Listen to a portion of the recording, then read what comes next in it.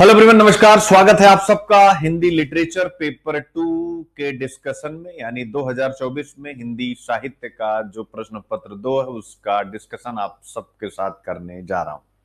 सभी बच्चों को गुड मॉर्निंग भी है, गुड आफ्टरनून भी है, गुड इवनिंग। चूंकि ऑनलाइन में बहुत से बच्चे क्लासेस बाद में देखते हैं, तो स्वाभाविक वो जब भी देखें उन्हें ऐसा लगे कि मैं उनके साथ खड़ा हूं। अब आज हम हिंदी साहित्य प्रश्न पत्र का एनालिसिस आपके समक्ष रखने जा रहे हैं। आपको सीखना है तो सबसे पहला काम, आप अपनी डायरी निकाल लीजिए, कॉपी निकाल लीजिए, जो भी आपके पास है। सीखना है कि अब हम आगे, आप पहले से भी सीख रहे हैं लेकिन इस पेपर से भी सीखना है, क्योंकि सीखना प्रतिदिन है हमें, एक दूसरे से, मेरी क्लासेस से और यूपीएससी के पेपर से तो सबसे ज्यादा। तो हम क्या सीखेंगे इस विषय पर, हम आज यानी क्या सीखेंगे, यही विषय सबसे केंद्र में रहेगा, क्योंकि सीख करके हम सिलेक्शन की तरफ बढ़ पाएंगे। तो आज की इस क्लास में क्या क्या होगा, स्वाभाविक सबसे पहले हम देखेंगे यूपीएससी का सिलेबस पेपर 2 का, जिससे आपको एक बार सिलेबस गो थ्रू हो जाए। फिर उसके बाद हम देखेंगे इस सिलेबस की किस यूनिट से कौन सा प्रश्न आया हुआ, और फिर उसके बाद थर्ड स्टेप में हम उसका डिटेल्ड एनालिसिस आपके सामने रखेंगे। तो एक प्रकार से ये लंबी क्लास चलेगी और आप बेहतर ढंग से अपने आप को इस क्लास के अंत तक पहुंचते पहुंचते 2025 हो, 26 हो या 27 हो, इनफैक्ट 28 हो, आप अपने आप को कैसे ऑप्शनल में आगे लेके चलना है वो बहुत अच्छे से समझ जाएंगे। लेकिन अगर आपने पेपर देखा हो तो एक कमेंट आपका स्टार्ट हो जाना चाहिए, और वो कमेंट ये स्टार्ट हो जाना चाहिए कि क्या सभी टॉपिक जो आए हैं पेपर 2 में क्वेश्चन आंसर फॉर्मेट में, नॉट कि कंटेंट के फॉर्मेट में, क्या मैंने क्वेश्चन फॉर्मेट में सब दिया है कि नहीं, क्वेश्चन एंड आंसर, नॉट, मैं बार बार कह रहा हूं, क्वेश्चन एंड आंसर। ठीक है, तो एक बार सब बच्चे बताएंगे, तब तक अब हम यहां से आगे बढ़ते हैं। तो सबसे पहले, यानी प्रश्न पत्र 2 के एनालिसिस में जाने से पहले हम पद्य साहित्य, यानी ऑब्वियस है, खंड का पद्य साहित्य, खंड का गद्य साहित्य। जैसा कि आप सबको पता है, हिंदी साहित्य या कोई भी ऑप्शनल में 2 पेपर होते हैं और हर पेपर में 2 सेगमेंट होते हैं। इसीलिए प्रश्न पत्र 2 की बात अगर हम करें, जिसका आज हम एनालिसिस करने जा रहे हैं, तो इसके भी 2 खंड हैं। पहला खंड का है और दूसरा खंड खा है। खंड का यानी पद्य खंड है मेरे प्यारे बच्चों, और खंड का क्या है, गद्य खंड है। और ठीक है, पद्य खंड में यानी सभी कविताएं आती हैं, गद्य खंड में उपन्यास, कहानी, नाटक और निबंध आते हैं। मैं हमेशा से चूज कर चुकी, अब एग्जामिनेशन है, कुल मिला के 8 प्रश्न होते हैं। 4 प्रश्न खंड 1 से हो गया और 4 दूसरे से, जिसमें से पहला और 5वां अनिवार्य होता है, जो आपको करना ही करना होता है।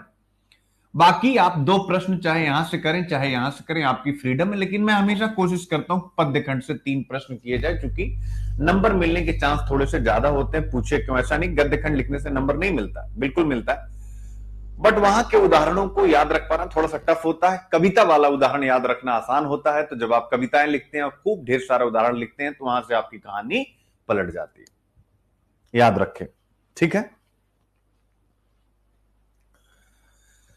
तो मेरे प्यारे बच्चों, हम लोग पद्य साहित्य का सिलेबस एक बार देखते हैं और फिर क्या प्रश्न आया वो देखते हैं, और फिर उसके बाद आगे बढ़ेंगे। और बढ़ने के क्रम में याद रखें, जो भी मुझे पहली बार देख रहे होंगे, सुन रहे होंगे हिंदी साहित्य में, उनको यह समझना है कि जैसे 2 बातें होती, एक होता है कि मैंने आपको कंटेंट दिया और कंटेंट को पढ़ा दिया, दूसरा होता है कि आपको तरीका सिखा दिया और कंटेंट भी दिया, पढ़ा भी दिया, यानी एक एक्स्ट्रा। तो मेरी क्लास में हमेशा एक एक्स्ट्रा रहता है। वो एक्स्ट्रा क्या रहता है, अभी ढेर सारे डायग्राम से आपको बताऊंगा, ढेर सारे डायग्राम से आपको सिखाऊंगा कि कैसे हिंदी साहित्य को बिल्कुल हलवा बनाया जाता है। और कोई भी उसका बैकग्राउंड कुछ भी है, वो हिंदी साहित्य लेकर के आसानी के साथ 280 290 300 तक पहुंच सकता है। 280 तो बहुत सामान्य ढंग से आप पहुंच सकते हैं।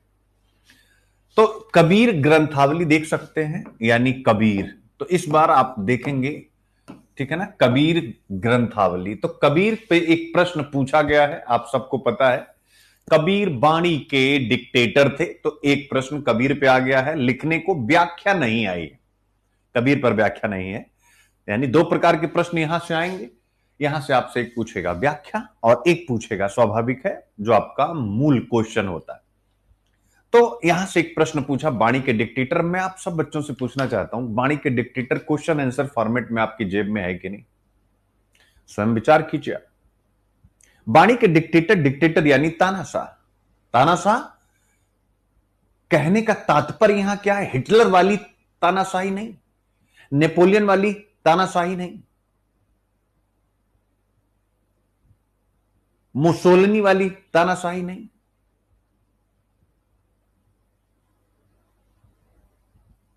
नहीं। तानाशाही यानी भाषा पर कमांड की। तानाशाही किसकी? भाषा पर कमांड की। बाणी के डिक्टेटर यानी बाणी के द्वारा वो जो विचार व्यक्त करना चाहते थे वह क्या थे? सामाजिक क्रांति के अग्रदूत थे। मध्यकाल में नवजागरण की शुरुआत करने वाले थे। अगर मध्यकालीन नवजागरण पर कोई पुस्तक लिखी जाए तो स्वाभाविक है उसके सबसे बड़े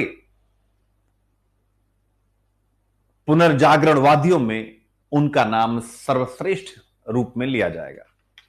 तो बाणी के डिक्टेटर यानी जो वो कहना चाहते थे उसको कहते थे और शब्द वो कहीं से भी ले लेते थे। महत्वपूर्ण यह था अपने विचारों से समाज में क्रांति का सूत्रपात करना। और क्रांति का मतलब क्या? उन्होंने क्रांति का आह्वान नहीं किया। कोई भी कवि, कोई भी साहित्यकार सीधा क्रांति का आह्वान नहीं करता, वो अपने विचार रखता, फिर समाज उस विचार से कनेक्ट होकर के और फिर सामाजिक क्रांति होती है। तो जाति और धर्म के भेद को उन्होंने जिस प्रकार से अपनी वाणी में स्थान दिया है, उस वाणी का डिक्टेटर कहा गया है, ऐसा आपको इस प्रश्न में लिखना है।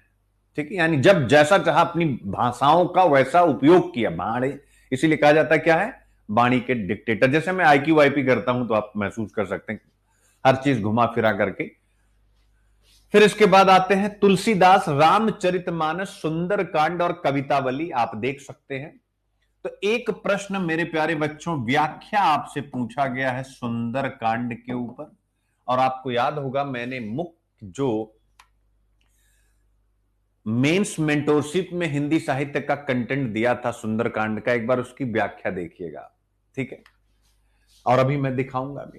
तो रामचरितमानस सुंदरकांड पे आपसे व्याख्या पूछ लिया, कवितावली उत्तरकांड पे आपसे फुल क्वेश्चन पूछ लिया है, यानी बड़ा प्रश्न पूछ लिया है। तो यहां से भी एक प्रश्न आ गया आपका, जायसी का पद्मावत, सिंघलदीप, नागमती, यानी इस बार जायसी थोड़े से यहां से इग्नोर्ड रहे हैं। फिर बिहारी पर भी आपसे प्रश्न पूछ लिया गया है। मैथिली शरण गुप्त की भारत भारती पर भी आपसे प्रश्न पूछ लिया गया।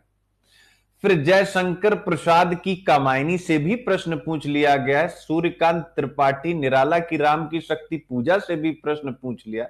रामधारी सिंह दिनकर की कुरुक्षेत्रा से भी पूछ लिया है। अज्ञे की आंगन के पारद्वार यानी इनसे भी पूछ लिया है। मुक्तिबोध के ब्रह्म राक्षस से पूछ लिया है। नागार्जुन से बादल को घिरते देखा है, व्याख्या और प्लस एक बड़ा क्वेश्चन वो भी पूछ लिया है, आप देख सकते हैं। तो यानी पेपर, फिर इसके बाद तो ये आपका हो गया, यानी पदखंड केवल जायसी को छोड़ा गया है।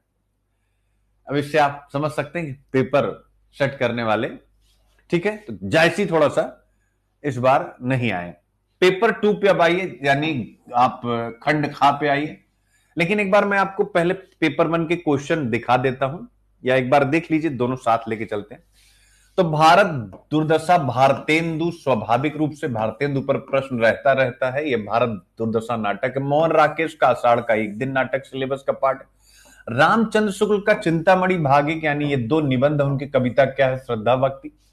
निबंध निलय संपादक डॉक्टर सत्येंद्र है, इसमें ढेर सारे निबंधकार हैं, बट इस बार यहां से नहीं है प्रश्न। प्रेमचंद से है प्रश्न, गोदान और प्रेमचंद की सर्वश्रेष्ठ कहानियां। प्रसाद का स्कंदगुप्त नाटक है, यशपाल का दिव्या उपन्यास है, फणीश्वरनाथ रेणु का मैलांचल, इस पर भी प्रश्न पूछा गया, मन्नू भंडारी का महाभोज और राजेंद्र यादव एक दुनिया समानांतर कहानियां, इन पर भी प्रश्न आपसे पूछा गया। तो आपने सिलेबस एक बार देख लिया। इसी सिलेबस के अकॉर्डिंग आपको सिविल सर्विसेज की तैयारी करनी होती है। और आप देख सकते हैं नवरात्र, दिवाली व छठ पूजा ये आपके लिए बहुत इंपॉर्टेंट है। मुझसे आप सभी लोग पूछ रहे थे कि सर नया बैच कब से आएगा।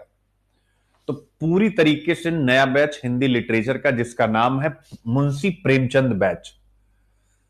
याद रखें, मुंशी प्रेमचंद बैच आपके पास आ रहा है हिंदी ऑप्शनल 2.0 के नाम से, और आप इसको ले लीजिएगा। ये उन बच्चों के लिए इंपॉर्टेंट है जो 2025 की कर रहे हैं, या 26 की, 27 की, 28 की, क्योंकि जो 26, 27, 28 वाले अगर आप वो ऑप्शनल को पढ़ के बारंबार उसका रिवीजन करते हैं तो उनके लिए रास्ता आसान हो जाता है। और उन सबको ऑप्शनल को भगवान मानना चाहिए, और सभी को ऑप्शनल को भगवान मानना चाहिए, याद रखेगा। तो ये आपको देखना है। और जिसमें इसी पैटर्न पर, जिस पैटर्न पर मैं डिस्कशन करने जा रहा हूं, फ्री हैंड पूरी कक्षाएं होंगी, यानी कंटेंट आपको प्रिंटेड वो एक अलग है, वो दिया जाता है, लेकिन पूरी कक्षाएं फ्री हैंड होंगी। कैसे होंगी अभी आपको धीरे धीरे समझ में आएंगे। यानी मैं कबीर पर जितना भी क्वेश्चन आंसर आपको अभी तक दे चुका हूं वो सब आपके पास है, लेकिन अब कबीर पर मैं नए ढंग से चीजें लेके आऊंगा। और उसका फोकस क्या होगा, ऐसा नहीं कि जो पीछे है वो कहीं से कमजोर है, नहीं। हां, अब ये थोड़ा ज्यादा एग्जाम ओरिएंटेड होगा। एग्जाम ओरिएंटेड होने का मतलब है कि अब 4 पॉइंट एक एग्जाम्पल, बेटा रट इसको। अगला टॉपिक 4 पॉइंट एक एग्जाम्पल, रट इसको। 3 पॉइंट एक एग्जाम्पल, रट इसको। यानी कि एकदम एग्जाम अभी से ही आप एग्जाम के लिए तैयार रहें। यानी ज्यादा कंटेंट नहीं देना है, छोटा छोटा छोटा छोटा टॉपिक कराना है। जब 100, 150 शब्द लिखने हैं, 200 शब्द लिखने हैं, आपको उतना ही कंटेंट दिया जाए, बाकी वो लंबा छोटा आप स्वयं कर लेते हैं। तो ये आपका प्लान होगा यहां से। फिर इसके बाद अब जो हिंदी ऑप्शनल लेना चाह रहे हैं उसके साथ साथ उन्हें लगता है कि जीएस फाउंडेशन भी सुनील सर के साथ करना, चूंकि मुख्य परीक्षा, मैं फिर से कह दूं, सभी सब्जेक्ट मैं स्वयं पढ़ाता हूं मेंस एग्जामिनेशन का। और मुझसे क्यों पढ़ना चाहिए, इसलिए नहीं कि मेरे पास ज्ञान का भंडार, इसलिए पहला, एक तो ऑब्वियस है, मुख्य परीक्षा मैंने स्वयं निकाला है, आईएएस का इंटरव्यू देने का एक्सपीरियंस है, तो मुख्य परीक्षा कैसे निकालते हैं ये पता है। दूसरा कि हमारे मन में एक भाव रहता है कि यार एक व्यक्ति कैसे सारे सब्जेक्ट पढ़ा सकता है। अरे भाई, आप भी तो अकेले हैं, आप भी तो सारा सब्जेक्ट अकेले पढ़ के जाएंगे, पढ़ाए कोई भी, लेकिन समझेंगे तो आप ही ना, लिखना तो आप ही को मेंस में। तो ये आपके अंदर से जो एक डायलेमा रहता है वो आपको निकालना होगा मुख्य परीक्षा के लिए। प्लस तीसरी चीज जो एक आपको ध्यान में रखनी है कि जीएस फाउंडेशन मेंस मुझसे क्यों, इसलिए क्योंकि मैं इंडिया के 3 सबसे legendary newspaper, the Hindu, Indian express, business line, उसके साथ डाउन टू अर्थ मैगजीन और पीआईबी, इसका पिछले 13 वर्षों से टीचर भी रहा हूं और संपादक भी रहा हूं। यानी 2012 से मेरी मैगजीन अभिव्यक्ति सिविल सर्विसेज, जिसका नाम अभी मैंने बदल के एग्जाम हॉल गाइड किया है, वो मैं 10 वर्षों तक निकाला। यानी 2021 में सेकेंड लॉकडाउन के बाद उसको बंद किया गया। यानी फर्स्ट लॉकडाउन के बाद मैंने एक नहीं बंद किया, सेकंड के बाद जब लगा कि यार अब एकदम से संभल नहीं पाएगा, देन उसको रोका गया, वो भी इकोनॉमिक रीजन से, कि मतलब, और ये कोविड के कारण भेजने में दिक्कत आ रही थी, तो उसके कारण से आर्थिक रूप से बहुत नुकसान हो रहा था, ये रीजन था। और प्लस 2019 से आप सबके सामने यूट्यूब पर ये तीनों अखबार और down to earth detailed analysis करता हूं, तो मैं अपडेटेड हूं, बस ये कहना चाहता हूं। इसलिए तो अगर आप सबको लगता है कि हिंदी ऑप्शनल आप लेंगे और उसके साथ अगर आपको जीएस लेना है, तो आप मेरे साथ नवोदय बैच है, यानी Navodaya GS foundation plus Hindi optional 2.0, ये मेरे प्यारे बच्चों, यह बैच स्टार्ट होने जा रहा है। ये दोनों यानी सोमवार, मंडे से स्टार्ट होने जा रहे हैं, जिसकी टाइमिंग आप जब कॉन्टैक्ट नंबर पर बात करेंगे आपको सारी जानकारी दे दी जाएगी। आपको कांटेक्ट के लिए याद रखें, और ये कोर्स मिलेगा अभिव्यक्ति लर्निंग ऐप पे, और कांटेक्ट के लिए ये फोन नंबर है, आप देख सकते हैं, जिस पर आप कॉल करेंगे और इस पर व्हाट्सएप करेंगे, 367, इस पर व्हाट्सएप करेंगे और हमारी टीम आपको कनेक्ट कर लेगी। चलिए शुरू करते हैं। हिंदी साहित्य को पढ़ने का दृष्टिकोण सबसे पहले जानना आवश्यक होता है। तो हिंदी साहित्य को पढ़ने का दृष्टिकोण क्या हो, अगर मैं आपसे बात करूं तो मेरे प्यारे बच्चों, कोई भी प्रश्न आता है उसका आंसर करना कराना ये बड़ी छोटी बात है। लेकिन सबसे पहले बच्चों, अभी आप सबके प्रश्न का उत्तर मैं थोड़ी देर बाद दूंगा। अभी पहला टारगेट है कि आपको ये सारे टॉपिक समझा दिए जाएं, चूंकि सबसे इंपॉर्टेंट है टॉपिक का डिस्कशन। ठीक है, तो हिंदी साहित्य को पढ़ने की अप्रोच क्या होनी चाहिए, आता हूं मैं आपके सामने।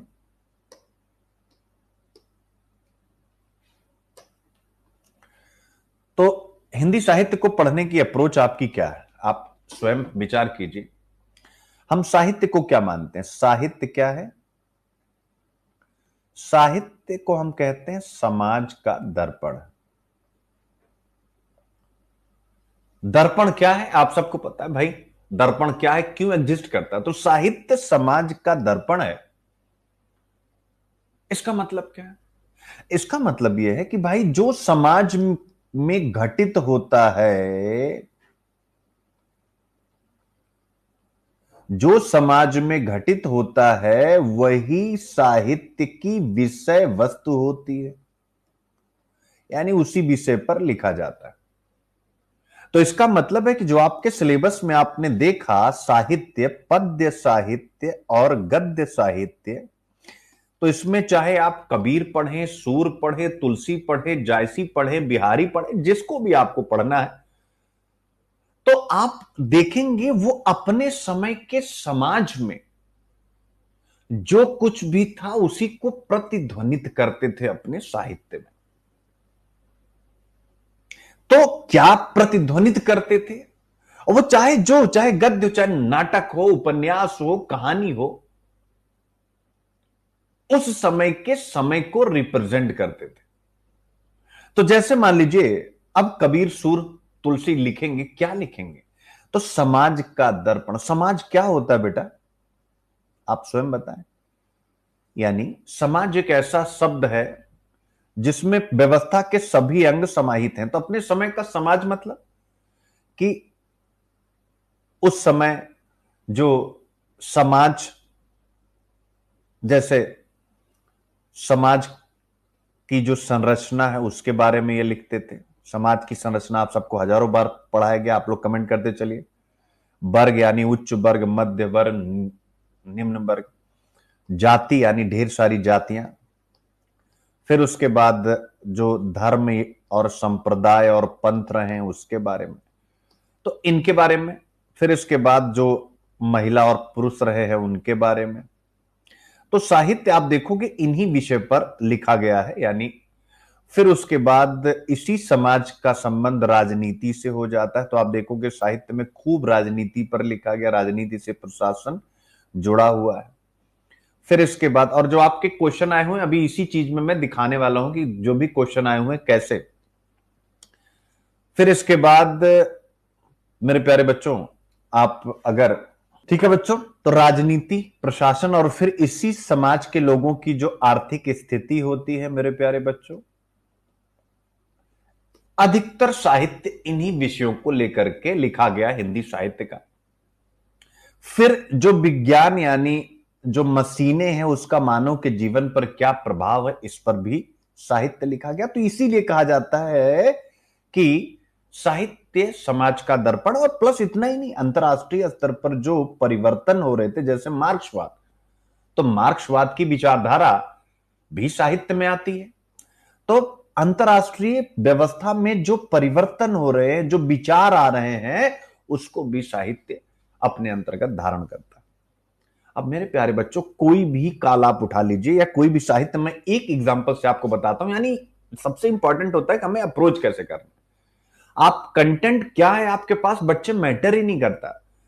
क्या दुनिया में कंटेंट की कभी कमी रही है क्या? लेकिन सक्सेस कुछ लोगों तक ही पहुंची। मैं अभी की बात नहीं कर रहा हूं। तो सक्सेस पहुंची है इसलिए क्योंकि उन्होंने ऑब्जर्वेशन को बड़ा किया, अपने सोचने के तरीके को और आंसर राइटिंग को। तो अब आप देख सकते हैं साहित्य समाज। अब कबीर दास किस चीज के बारे में लिख रहे थे, मैं एक एग्जांपल आपको दे देता हूं इधर से। या सूरदास किस बारे में लिख रहे थे, या बिहारी किस बारे में लिख रहे थे, या तुलसी किस बारे में लिख रहे थे, एक बार आप देखिए। जो आपका तो कबीर बाणी के डिक्टेटर थे मेरे प्यारे बच्चों। तो कबीर बाणी के डिक्टेटर तो थे, लेकिन लिख क्या रहे थे? ठीक है,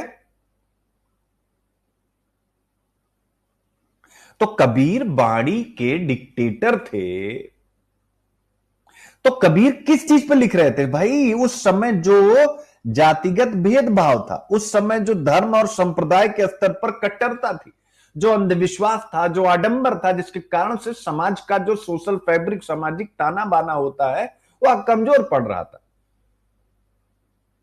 लोग जो अज्ञान में थे, उन्हें सत्य का ज्ञान नहीं था, लोग प्रेम के महत्व को नहीं समझते थे। फिर उन्होंने कहा, और हिंदू मुस्लिम दोनों पर उन्होंने सख्त टिप्पणियां करी। तो बस साहित्य का ये।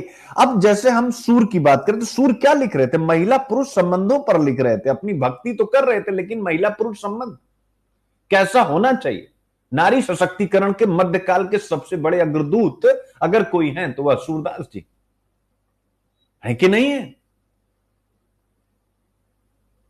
हालांकि उनका उद्देश्य नारी सशक्तिकरण पर बात करने की बजाय प्रारंभिक उद्देश्य क्या था?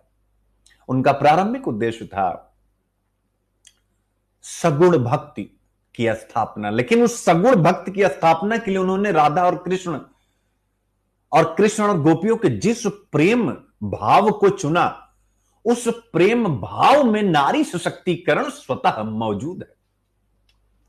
आप मुझे बताएं बच्चों, बिहारी जो लिख रहे थे, तो बिहारी भी तो ऑब्वियस इसी स्त्री के बारे में लिख रहे थे, इसी महिला के बारे में, इसी महिला पुरुष के संबंध के बारे में। अब चाहे उसका पक्ष शारीरिक हो, वह अलग बात है, लेकिन शारीरिक के साथ उन्होंने आध्यात्मिक पक्ष भी वर्णित किए। अब तुलसी क्या लिखेंगे? क्या तुलसी उस समय के समाज के बारे में नहीं लिख रहे थे? उस समय की राजनीति, रामराज्य की बात नहीं कर रहे थे? उस समय की कवितावली के उत्तरकांड में आर्थिक व्यवस्था नहीं बता रहे थे? खेती न किसान को, भिखारी को न भीख बली, डॉट डॉट डॉट डॉट। अभय प्रताप कह रहे हैं कि सर क्या मैं हिंदी लिटरेचर तैयार कर सकता हूं? बेटा मेरे साथ ना कुछ भी कर सकते हो, अगर मैं पसंद हूं। देखो मैं सिंपल बताता हूं, अगर आपका मेंटोर अच्छा हो, कुछ भी कर सकता। अगर मैं अच्छा हूं, तो मैं नहीं कह रहा हूं कि मैं अच्छा हूं, अगर मैं अच्छा हूं तो देन आप 100% कर सकते हैं। अपनी आत्मा से पूछे।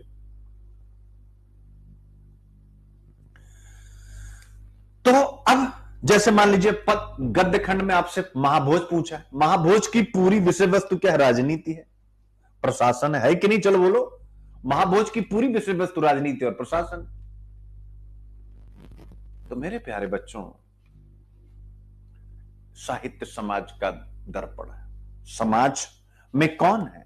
यानी व्यक्ति है। उन व्यक्तियों के बारे में साहित्य में लिखा गया है।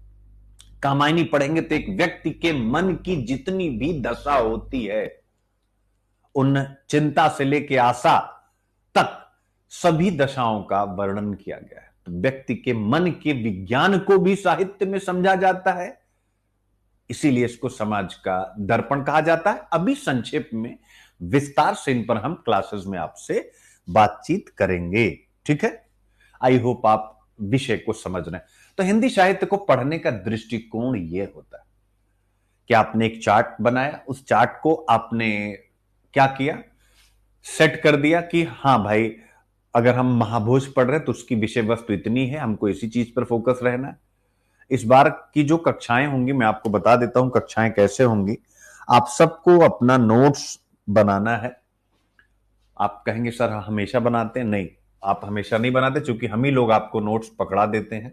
अब की बार क्या होगा, यानी मैं आपके सामने रख देता हूं। जैसे मैं एक एग्जाम्पल दे रहा हूं कि कैसे हम कक्षा कैसे चलेगी। यानी कबीर, मान लीजिए मैं आपको पढ़ा रहा हूं, ठीक है ना? पेपर 1 पेपर 2 दोनों में है। तो कबीर पेपर 1 और पेपर 2 दोनों में, दोनों को एक साथ कनेक्ट कर दिया जाएगा, इससे आपका समय बचेगा। तो अब कबीर पर सबसे पहले स्वाभाविक रूप से, यानी पैटर्न जो पहला, आपकी कॉपी ऐसे बनेगी, याद रखेंगे। आप इस बार कॉपी नहीं बनाएंगे, इस बार आप A4 साइज का नोट्स सब मंगाएंगे, A4 साइज। और मैं चाहता हूं कि एक एक, जैसे कबीर का एक फोल्डर बने, अलग रख दीजिए, सूरदास का एक फोल्डर बने, अलग रख दीजिए, बिहारी का एक बने, अलग रख दीजिए, गोदान का या मुंशी प्रेमचंद जी का उपन्यास का एक बने।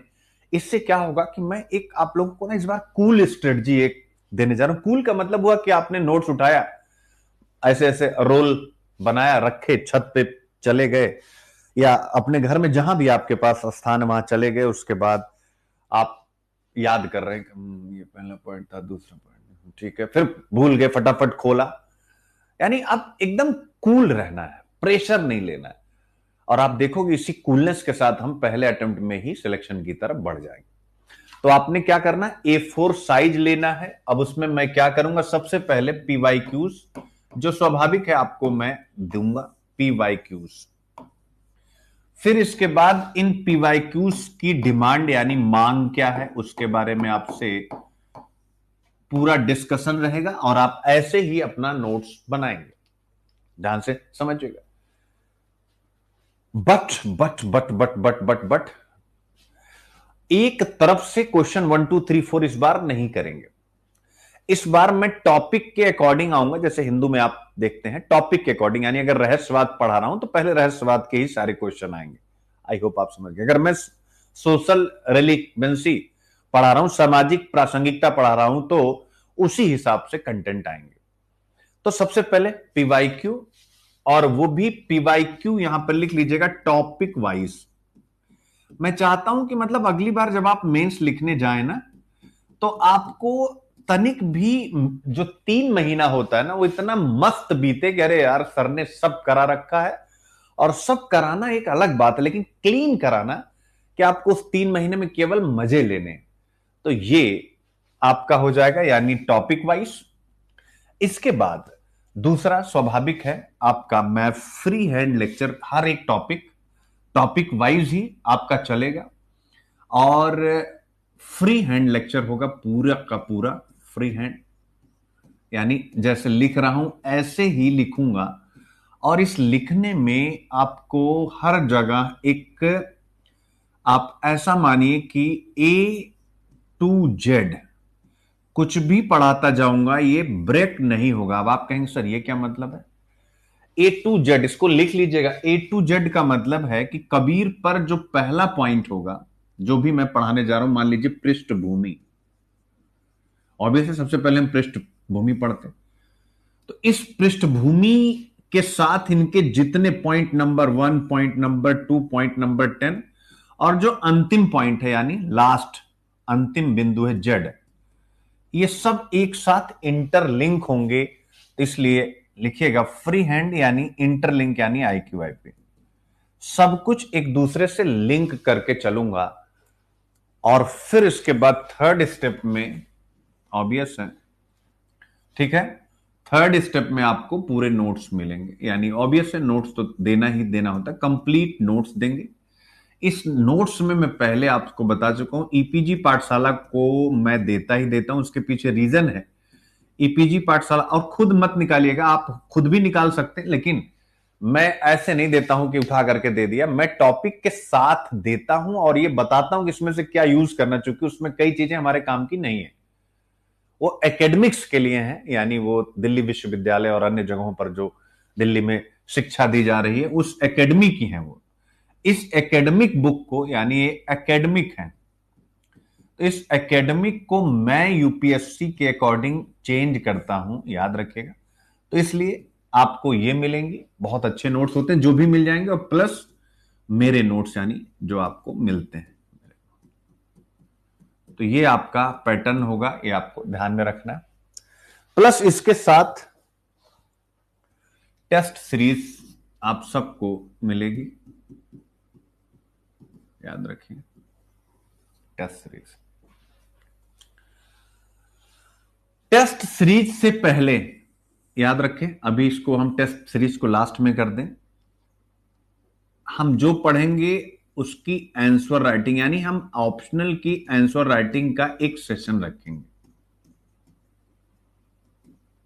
जैसे आपका सेशन होता है ना जनरल स्टडीज का, तो वैसे ही आंसर राइटिंग सेशन हम रखेंगे हिंदी साहित्य का, क्योंकि असली लड़ाई यही है। आपको इसी पैटर्न पर असली लड़ाई यही है, तो डे 1 से आंसर राइटिंग आपको करना है, डे 1 से आंसर राइटिंग, ठीक रहेगा। और फिर टेस्ट सीरीज अंत में आपको देना है। दो प्रकार के टेस्ट होंगे, एक होगा ऑब्वियस है फुल लेंथ टेस्ट जिसको हम बोलते हैं एफएलटी यानी कंप्लीट पूरा, और एक होगा सब्जेक्ट वाइज यानी विषयवार, ठीक है। तो ये आपको पूरा का पूरा, जिससे हम यहां से टारगेट है कि हम 500 में, मैं दोनों पेपर की बात कर रहा हूं, हम 310 प्लस मार्क्स की तरफ बढ़े, 310 प्लस मार्क्स। और ये बहुत मैंने रियलिस्टिक नंबर लिया है, ऐसा नहीं कि आप बहुत कोई मैंने ज्यादा बता दिया कि 350 330 आप ला सकते हैं। इस दुनिया में किसी चीज की कोई सीमा नहीं, आखिर वर्ल्ड रिकॉर्ड तो कोई ना कोई बनाता ही है, तो आप भी बना सकते हैं, ये आपको सोचना है बस। तो ये हो गया। अब इसके बाद सभी प्रकार के प्रश्न आपके सामने आ गए हैं और इन प्रश्नों पर मैं डिस्कस करता चलूंगा, कि देख सकते हैं एक बार सरसरी निगाह से डिस्कस कर लेते हैं। निम्नलिखित सभी प्रश्नों के उत्तर दीजिए, उत्तर स्वयं की भाषा में लिखिए। ये देखिए कितना बढ़िया, स्वयं की भाषा, ये यही ये यूपीएससी कह रहा है स्वयं की भाषा में लिखिए, मतलब आईएएस बनने जा रहे हैं, एकेडमी को कॉपी मत कीजिए। इसीलिए मैंने कहा ईपीजी पाठशाला मैं बताऊंगा कैसे पढ़ना है, स्वयं की भाषा में लिखिए। अब स्वयं की भाषा में लिखने का सबसे बड़ा मंत्रा क्या है, तो आप कहेंगे सर वही जो आपने बोला डे 1 से आंसर राइटिंग, नहीं तो आप अपनी भाषा में लिख ही नहीं सकते। अब सोचिए कि हम दूसरों की भाषा में नहीं लिख पाते, यानी जो नोट्स आपको मिलता है बाजार से, आप उनकी भाषा में नहीं लिख पाते हैं, तो अपनी भाषा में कैसे लिख पाएंगे भाई। नोट्स जो पढ़ते हैं वही नहीं याद रह पाता, तो अपनी भाषा में कैसे याद रह पाएगा। इसका मतलब है करत करत अभ्यास जड़मत होत सुजान, तपस्या है, ऑप्शनल भगवान है। आप विश्वास करें, अगर ऑप्शनल आपका तैयार हो, केवल प्रिलिम्स निकाल ले जाइए, आपकी कहानी बदल जाएगी, अगर कोई भी अच्छा मेंटोर आपको मिल गया तो। लेकिन हमें सब कुछ समान लेके चलना है, ये नहीं कि केवल ऑप्शनल। और मैं एक कहावत कहता हूं कि अगर आपका ऑप्शनल वज्र तैयार है, वज्र का मतलब होता है कि हर चीज क्लियर है, लिखना आता है, फिर वो अगर स्मार्ट मेंटोर है 3 महीने में गेम बदल देगा आपका, जो मुख्य परीक्षा होता है। तो स्वयं की भाषा में आप कैसे लिखेंगे, आप स्वयं विचार कीजिए, ठीक है। और ये ठीक है, मंडे से क्लासेस आपकी स्टार्ट है, और फाउंडेशन और ऑप्शनल का टाइम मैंने प्राइम टाइम रखा है। अब हमारे ऑप्शनल और जीएस, बेटा जीएस भी स्टार्ट होने जा रहा है। जो बच्चे 2026-27 के लिए एडमिशन लिए थे या जो अब आगे लेंगे, तो बिल्कुल नया बैच जीएस पेपर 3 से स्टार्ट होने जा रहा है। जीएस पेपर 3, फिर जीएस 2, जीएस 1, और ये मंडे से ही स्टार्ट होने जा रहा है, ठीक है। तो 9 से 10:30 हिंदी साहित्य की क्लास चलेगी, लिख लीजिएगा आप, 9 से 10:30 आपकी हिंदी साहित्य की क्लास चलेगी, ठीक है। इसके बाद फिर आधे घंटे का विराम मिलेगा, 11 से 12:30 तक आपकी चलेगी जीएस पेपर 3 यानी नवोदय बैच, जो आपके सामने अभी दिखाया गया हिंदी साहित्य का, और आप जीएस का वो भी चल रहा है। तो जो बच्चे ओल्ड है उनको एक्सेस उसमें रहेगी रहेगी। तो आप लोगों को ना किसी से फोन करना, ना पूछना, परेशान होना, वो अंदर अंदर आपके लिए वो बैच जो है कनेक्ट हो जाएंगे, आपको ढूंढने की जरूरत नहीं, ठीक है। अब आगे बढ़ते हैं। तो देखिए आपसे, यानी क्या पूछा, स्वयं की भाषा में 150 शब्दों में आपको क्या करनी है, 150 शब्दों में इनकी व्याख्या करनी। अब व्याख्या कैसे की जाती है, तो फिर मैंने कहा कि हर चीज को पढ़ने का एक फॉर्मेट होता है। बहुत अच्छा नहीं भी आता, लेकिन अगर आपके पास फॉर्मेट है व्याख्या को पढ़ने का, तो व्याख्या को पढ़ने का फॉर्मेट क्या है, स्वाभाविक रूप से सबसे पहले हम क्या लिखते हैं, बोल बेटा, संदर्भ। संदर्भ में हम क्या लिखते हैं, यानी परिचय लिखते हैं कि भाई यह पंक्ति कहां से ली गई है। जैसे आपका परिचय कोई बताए कि आप कहां से आए, वैसे ही संदर्भ, तो संदर्भ यानी परिचय, जिसे हम कह सकते हैं आपका, अरे आपका आधार कार्ड। क्या कहेंगे? आपका आधार कार्ड होता है संदर्भ। तो जैसे बिरह अग्नि तनु ठूल समीरा, श्वास जरई छन माहि शरीरा, नयन श्रवहि जलु निज हित लागी, जरे न पाओ देह बिरागी। सुंदरकांड, रामचरितमानस के सुंदरकांड, सिलेबस का पाठ है, आपको कंफ्यूज ही नहीं होना है। रामचरितमानस के सुंदरकांड से ली गई। आधार कार्ड यानी क्या होता है? संदर्भ। आधार कार्ड होता है आपका इंट्रोडक्शन होता है। फिर इसके बाद यानी आपने बताया कि उपरोक्त पंक्तियां, दी गई पंक्तियां, उद्धृत पंक्तियां, कुछ भी आप लिख सकते हैं अलग अलग सगुण भक्ति धारा। अब आपके लिखने में वजन होना चाहिए। भक्ति काल की सगुण भक्ति काव्य धारा की राम भक्ति शाखा के सर्वश्रेष्ठ रचनाकार तुलसीदास की कृति मानस के सुंदरकांड से ली गई। खत्म, फिनिश, इतना ही। अब आपने संदर्भ में ही क्या क्या बातें बता दी सारी, कि भाई हमें पता है ये पंक्ति कहां की है, हमें यह भी पता है कि लिखने वाले का जो साहित्यिक दृष्टिकोण है वो क्या है, तो सगुण भक्ति, राम भक्ति, ये सारी चीजें आपने बताई। भक्ति काल के हैं ये भी आपने बता दिया। एक ही लाइन में देख सकते हैं कितने कम शब्दों के चयन में अपना आपने आधार कार्ड दिखा दिया। अब इसके बाद दूसरी, ये सभी बच्चों को समझना जो नए हैं, जो हिंदी साहित्य, मान लो आप ऑप्शनल चूज करना चाहते हैं, तो आप एक बार कोई किसी भी ऑप्शनल पे कहीं पर भी एनालिसिस देखिएगा। एक बार ये भी, अगर आप केवल चूज करना चाहते हैं, वो बच्चे जो ऑप्शनल चूज करना चाहते हैं, एक बार इस सेशन को जरूर देखेंगे। हमें लगता है कि हिंदी साहित्य हमने पढ़ा नहीं। एक एक इंजीनियर, एक एक डॉक्टर हिंदी साहित्य रख रहे हैं इंग्लिश मीडियम के। अभी तक इंग्लिश मीडियम के ही बच्चे का सबसे ज्यादा, प्रदीप कुमार द्विवेदी इंजीनियर थे, सबसे ज्यादा नंबर 344 उन्हीं का है हिंदी साहित्य में। 344, सोचिए आप, सबसे ज्यादा, जबकि वो तो इंग्लिश मीडियम के थे। तो मैं कहना चाहता हूं कि अगर आपको पैटर्न अच्छे से कोई सिखाता है तो चीजें बहुत सरल होती है।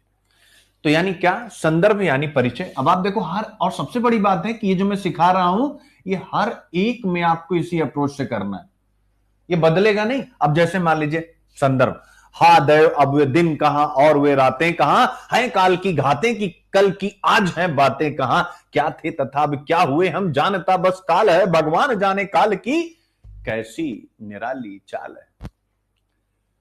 अब ये क्या ही बोला जाए, भारत भारती मैथिली शरण गुप्त जी, तो क्या इसका संदर्भ बदलेगा? नहीं, सेम, हाँ ऑब्वियस है बदलेगा, लेकिन पैटर्न वही रहेगा। ये भी आधार कार्ड है। द्विवेदी युग के सिरमौर रचनाकार, आधुनिक हिंदी कविता में नव जागरण के प्रमुख अग्रदूतों में से एक, जिनकी रचना ने स्वाधीनता आंदोलन में साहित्य के माध्यम से राष्ट्रवाद की नींव को मजबूत करने का काम किया, उस रचना का नाम है भारत भारती, और यह पंक्तियां उसी भारत भारती से ली गई है। This is the simple thing. खत्म, फुल स्टॉप, संदर्भ हो गया। तो कहने का मेरा मतलब यह है कि चीजें अगर आप देखते हैं, ऐसे ही कोई सी भी पंक्तियां पढ़े, महानृत्य का विषम सम अरि अखिल स्पंदनों की तू माप, तेरी ही विभूति बनती है सृष्टि सदा होकर अभिशाप। अब यहां पर यह भी तो कामायनी की है ना, कामायनी का चिंता, तो संदर्भ क्या होगा? उद्धृत पंक्तियां, दी गई पंक्तियां, प्रस्तुत पंक्तियां, जो भी आप शब्द चूज करना चाहते हैं आप लिखेंगे। छायावाद के सिरमौर स्तंभकार या छायावाद के सिरमौर हस्ताक्षर, छायावाद के मूर्धन्य रचनाकार, कुछ भी लिखिए। जयशंकर प्रसाद जी की रचना कामायनी के चिंता सर्ग से यह पंक्तियां उद्धृत की गई हैं। आप स्वयं विचार करें कि अलग से कुछ करने की आवश्यकता नहीं है। अगली ब्रह्म राक्षस की पंक्तियां, अति प्रफुल्लित कंठ की तन मन वही करता रहा अनुभव की नभ ने भी बिनत हो मान ली है श्रेष्ठता उसकी। यानी ब्रह्म राक्षस के अंदर जो श्रेष्ठता का भाव था उसके बारे में लिखा गया। संदर्भ इसमें क्या आएगा? नई कविता, सिंपल, नई कविता के मूर्धन्य रचनाकार मुक्तिबोध की श्रेष्ठ रचना ब्रह्म राक्षस से यह पंक्तियां ली गई हैं। सिंपल। छोटे छोटे मोती जैसे, अगला, उसके शीतल तुहिन कणों को मान सरोवर के उन स्वर्णिम कमलों पर गिरते देखा है, बादल को घिरते देखा। छोटे छोटे मोती जैसे उसके शीतल तुहिन कणों को मान सरोवर के उन स्वर्णिम कमलों पर गिरते देखा है, बादल को घिरते देखा है। आप देख सकते हैं नागार्जुन जी की पंक्तियां। तो कहने का मतलब है, और रचना है बादल को घिरते देखा, सेम संदर्भ ऐसा ही आएगा। तो एक पैटर्न है, सबसे बड़ी बात होती है। और हर, देखो, अगर टीचर स्किल है तो किसी भी ऑप्शनल में एक पैटर्न होता है, वो पैटर्न आपको वो सिखा ले जाता है और फिर आप मेहनत करते हैं, आप वहां से कहानी बना ले जाते हैं। तो सिंपल, कोई भी अगर व्याख्या आती है, हम सबसे पहले संदर्भ लिखते हैं, फिर दूसरा प्रसंग लिखते हैं। याद रखेंगे, कुछ बच्चे हेडिंग डाल के लिखते हैं, कुछ हेडिंग नहीं डालते हैं। ऐसे तो वो कोई फर्क नहीं पड़ता, एक पैराग्राफ में संदर्भ, एक पैराग्राफ में प्रसंग, वो आपकी अपनी चॉइस होती है। बट आप हेडिंग डाल भी सकते हैं, कहीं से इसमें कोई बुराई नहीं है। तो संदर्भ हो गया और उसके साथ साथ प्रसंग हो गया। अब प्रसंग का मतलब होता है, मेरे प्यारे बच्चों, आधार कार्ड तो आपने अपना परिचय दिया। प्रसंग का मतलब होता है कि जैसे आपने कभी किसी के घर का दरवाजा कभी नॉक किया है, अड़ोस पड़ोस में, घर के अंदर ही किसी का नॉक किया हो, तो गेट जो खोलता है वैसे देखता है, देखता है कि नहीं देखता है। तो प्रसंग वही है, भैया किस लिए तुम मेरे घर में किस लिए आए हो, सिंपल सी बात है। या तुम्हारा यहां आने का क्या प्रसंग है। तो प्रसंग का मतलब है कि इन पंक्तियों का संबंध, यानी इन पंक्तियों में क्या कहा जा रहा है, या हम कह सकते हैं एक शब्द में मकसद, इन पंक्तियों का मकसद। ठीक है, यानी इन पंक्तियों के द्वारा क्या कहा जा रहा है, मकसद। फिर इसके बाद व्याख्या, यानी तीसरी चीज होती है व्याख्या। भी मैं आपको दिखाता हूं इसमें नंबर कैसे मिलता है। 10 अंकों का एक व्याख्या होती है, 5 व्याख्या लिखनी होती है, 50 अंक होते हैं। अब व्याख्या हो गई। व्याख्या मतलब हूबहू जो उसमें कहा गया उसको आप थोड़े से संक्षेप में उसका अर्थ बता दीजिए। यानी व्याख्या का मतलब होता है पंक्तियों का अर्थ और कुछ भी नहीं। अर्थ, जिसे हम और सुंदर शब्दों में भावार्थ कहते हैं। अभी आपको सब सिखाएंगे, अभी पहले एक बार हम लोग फॉर्मेट पे बात कर रहे हैं। यानी हूबहू अर्थ, भावार्थ। फिर एक बड़ी मजेदार चीज आती है जिस पर बहुत नंबर मिलता है, वो होता है विशेष। अब ये मत देखिए मैं क्या बता रहा हूं, ये देखिए कि यार अगर इस पैटर्न पे लिखा जाएगा तो आंसर लिखने में तो भटकाव होगा ही नहीं। इसका मतलब हिंदी साहित्य ऐसा विषय जिसका आंसर फॉर्मेट पहले से ट्रेडिशनली डिसाइड है, हमने केवल प्रैक्टिस करनी है। और सब्जेक्ट में तो क्वेश्चन घुमा दिया तो सोचना पड़ रहा है फॉर्मेटिंग के लिए। यहां की फॉर्मेटिंग रेडी है, और केवल इसी की नहीं, अभी और भी फॉर्मेटिंग में आपको दिखाता हूं। विशेष आता है। विशेष मतलब कि ये जो पंक्ति है, जो इसमें कहा गया है, इसमें क्या कुछ है स्पेशल। तो विशेष में 2 बातें आती हैं, एक होता है भाव सौंदर्य और एक होता है शिल्प सौंदर्य। भाव सौंदर्य और शिल्प सौंदर्य बड़ी मजेदार चीज, ये आपको अलग से पढ़ने की जरूरत पड़ती नहीं। अब मुझे भाव सौंदर्य मतलब संवेदना, इन पंक्तियों में किस संवेदना को व्यक्त किया गया। और शिल्प सौंदर्य का मतलब होता है कि किस प्रकार की भाषा, किस प्रकार का छंद, किस प्रकार का रस, किस प्रकार का अलंकार, किस प्रकार का बिंब, किस प्रकार का प्रतीक प्रयोग किया गया। और बड़ा ही सरल होता है, उसमें घबराने की जरूरत होती नहीं। तो आप देख सकते हैं विशेष। फिर इसके बाद अंतिम में हम हर एक चीज की वर्तमान प्रासंगिकता लिखते हैं। और मेरे बच्चे तो 100% लिखेंगे चाहे कुछ भी हो जाए, क्योंकि मैं करंट पढ़ाता हूं तो मैं, और लिखना चाहिए क्योंकि यूपीएससी भी पूछ चुका कबीर की वर्तमान प्रासंगिकता, तो इसका मतलब उसी से पता लगता है कि वर्तमान प्रासंगिकता लिखनी चाहिए। अब मेरे प्यारे बच्चों आप देखें कि हम 10 नंबर का क्वेश्चन करने जा रहे हैं जिसकी शब्द सीमा 150 है। इसमें परिचय आप देखें, यानी 1 पॉइंट संदर्भ लिखना है, दूसरा पॉइंट प्रसंग लिखना है, तीसरा पॉइंट व्याख्या लिखना है, चौथा विशेष लिखना। विशेष में भी आप देख सकते हैं 2 पॉइंट ए और बी यानी 5, 6, 7, कुल मिलाकर के 7 पॉइंट में आप लिख रहे हैं और 150 शब्द है। तो अब आप देख सकते हैं यानी कि क्या 10 नंबर में अगर आप इस पैटर्न पर लिखते हैं तो आप लिख ले गए तो आप 9 नंबर आसानी से उठा सकते हैं, क्योंकि कुछ कटेगा ही नहीं। और थोड़ा बहुत व्याख्या कमजोर भी पड़ी तो भी नहीं कटेगा। पूछो क्यों? यहां पर बच्चों को समस्या आती है हूबहू व्याख्या करने में। फिर से लिख लीजिएगा आप सब लोग या समझ लीजिएगा, वैसे समझी हुई बातें भूल जाती हैं, लिखी हुई बातें हमारे पास एविडेंस के रूप में रहती हैं।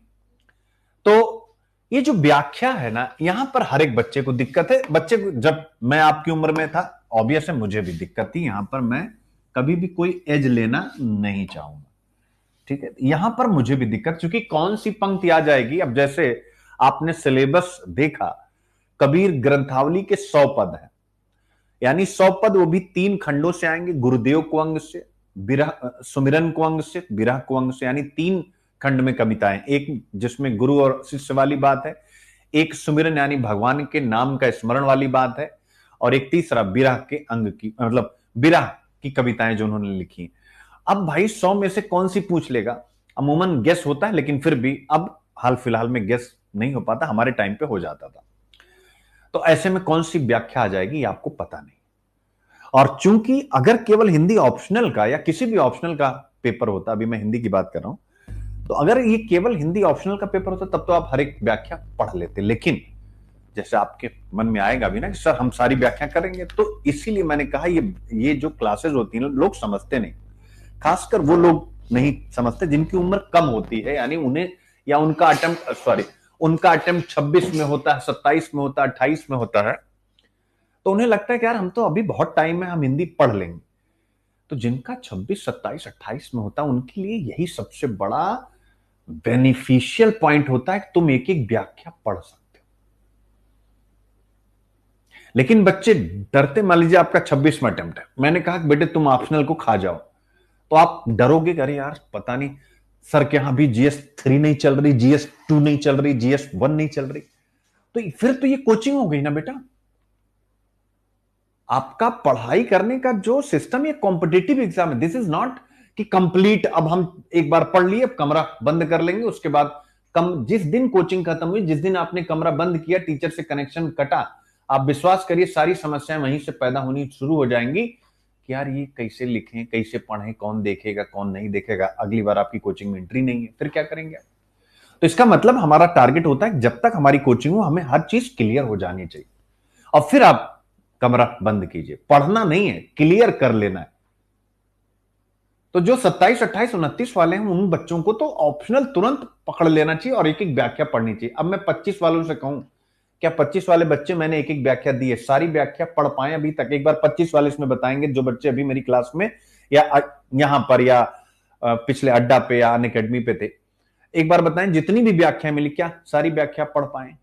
बताइए, बोलिए भाई।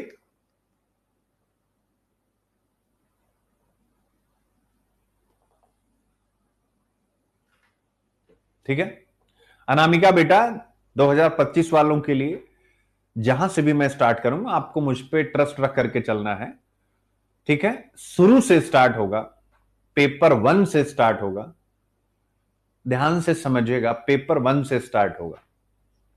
ये इनका एक बड़ा अच्छा प्रश्न है कि सर कहां से स्टार्ट होगा। इनका एक बड़ा अच्छा प्रश्न है कि कहां से स्टार्ट होगा, और अपन बच्चे आप सब भी रेडी होंगे कि मैं बड़े ऐसे ही आराम से आप सबको पढ़ाता चलूं। इसके 2 पार्ट हम लोग कर लेंगे इस सेशन के, एक आज कर लेंगे, एक कल कर लेंगे, जिससे कि हम सारी बातें बच्चों की सुन पाए।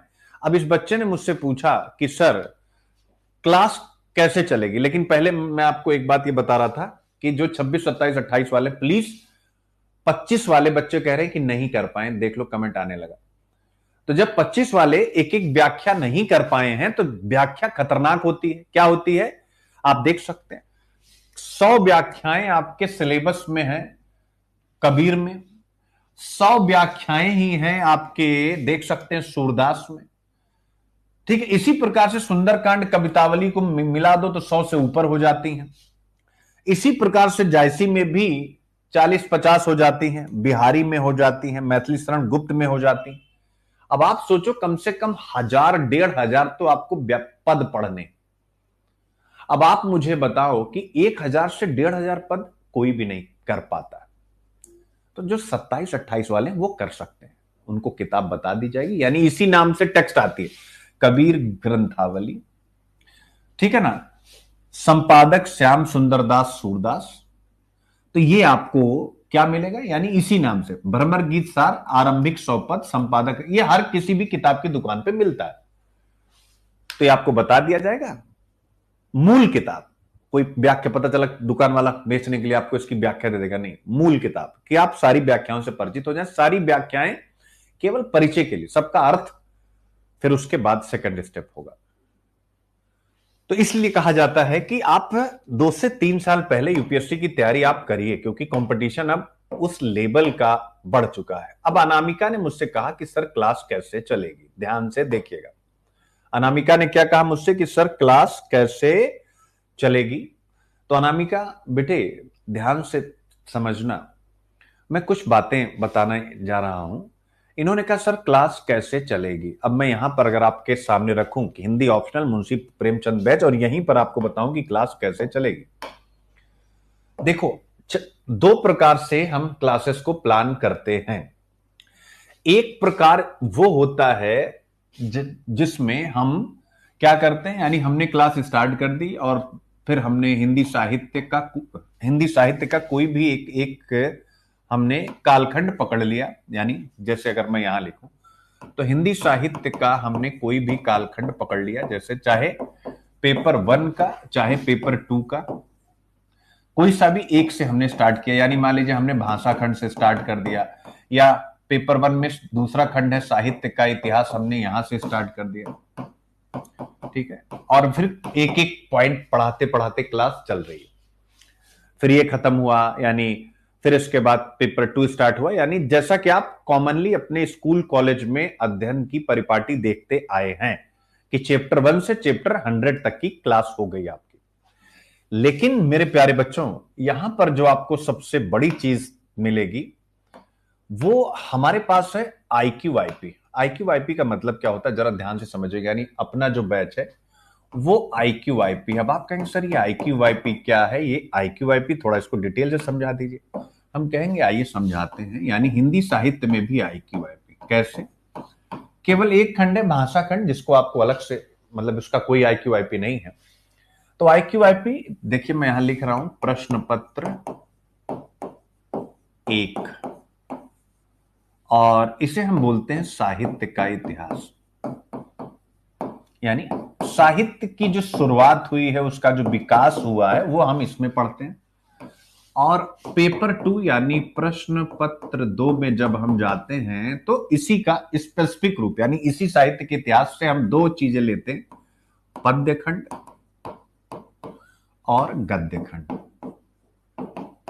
अब आप लोग ध्यान से देखिएगा कि क्लासेस कैसे चलेंगे। तो साहित्य का इतिहास अगर आप यहां से देखते हैं तो इसमें हम सबसे पहले जो सिलेबस का मूल पार्ट अगर मैं जिक्र करूं तो हिंदी साहित्य की प्रासंगिकता, फिर उसके बाद साहित्य में काल विभाजन, एक ये सामान्य टॉपिक होता है। फिर इसके बाद साहित्य के कालखंड स्टार्ट हो जाते हैं, आदिकाल। तो ऑब्वियस है मैं सबसे पहले आदिकाल ही पढ़ाऊंगा, और पैटर्न क्या होगा मैं पहले ही बता चुका हूं अभी डायग्राम में।